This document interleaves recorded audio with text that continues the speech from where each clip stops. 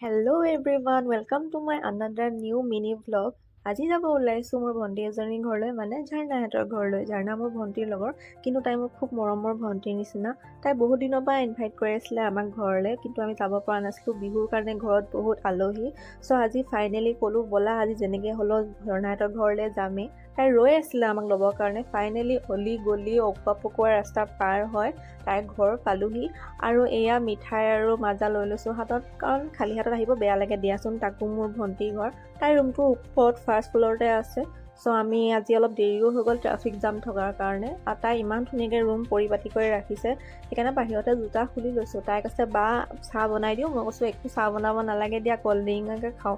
Cold drink খাই মেলি আমি, তাই নতুন বক্স এটা আনিছে। মই কৈছোঁ আজি গানকে শুনো, গান চান শুনি আমি এনজয় কৰি আছিলোঁ। এনজয় কৰি কথা এটা পাতোতে তাই কেতিয়া গৰম গৰম ভাত উলিয়ালে। আৰু তাই আজি ঢেৰ আইটেম বনাইছিলে, মাংস, দালি, চালাড, কেপচিকাম আলু মোৰ ফেভৰেট, সেয়াও বনালে। চাটনি আৰু বুট চাটনি, ঢেৰ কিবা কিবি। সেয়া ধুনীয়াকৈ খাই জুতি লৈ খালোঁ। আৰু খাই মেলি কথা চথা পাতি থাকোঁতেই এনেকেই ইভিনিঙো হৈ গ'ল। ইভিনিং আকৌ আমি চাহ তাহ খাই কিনে কথা পতা অলপ গপশ্বপ কৰিলোঁ, এনজয় কৰিলোঁ। খুব ভাল লাগিলে। Thank you Jharna for inviting us. আৰু তুমি ইমান ধুনীয়াকৈ ট্ৰিট দিলা আজি আমাক। চ' এনেকৈ আমি যাব ওলালোঁ আজিলৈ। Bye bye.